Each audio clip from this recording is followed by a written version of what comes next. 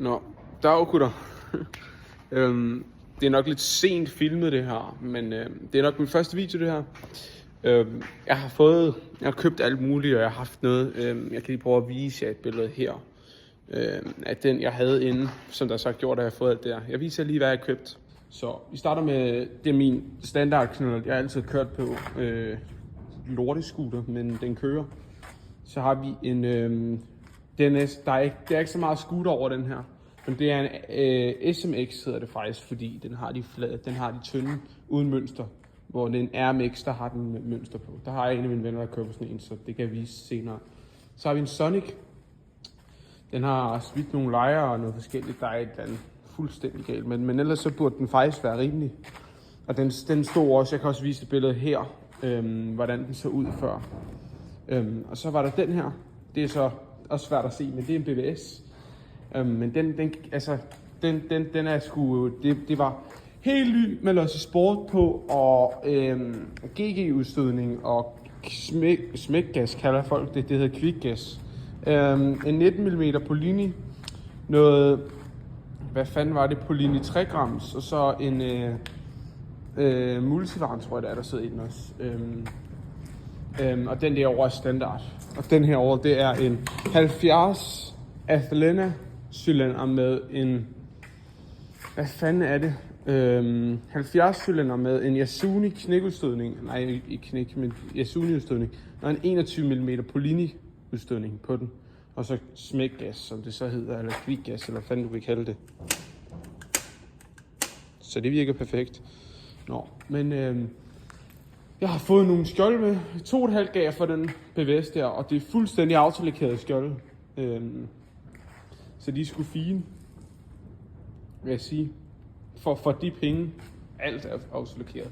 Så det er det, jeg skal lige bytte nogle af skjoldene, men altså, der bytter jeg måske en knækudstødning og nogle af de der inderskjolde. Nej, GG-udstødning og inderskjoldene for en knækudstødning og nogle sorte inderskjold, sådan så det ser lidt mere normalt ud. Så skal jeg også lige have det her af.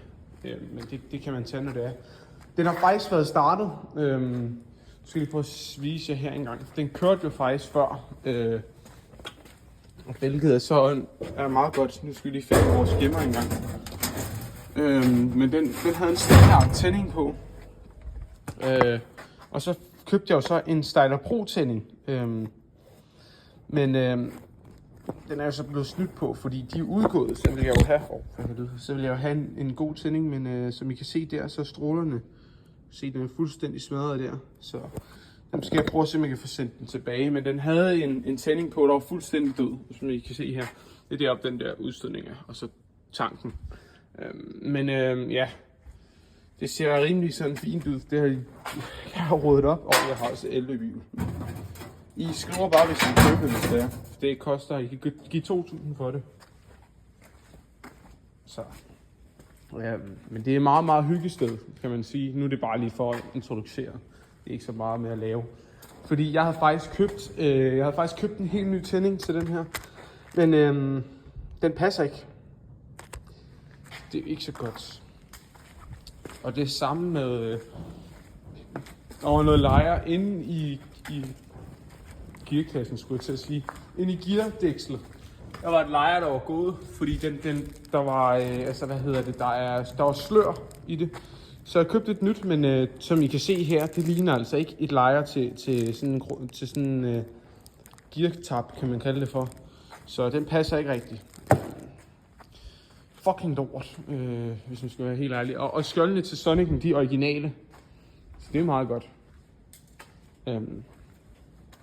Og så havde jeg også 2 andre, altså jeg kender jo, jeg har en af mine venner, der har, jeg kan vise et billede her, en grøn hot.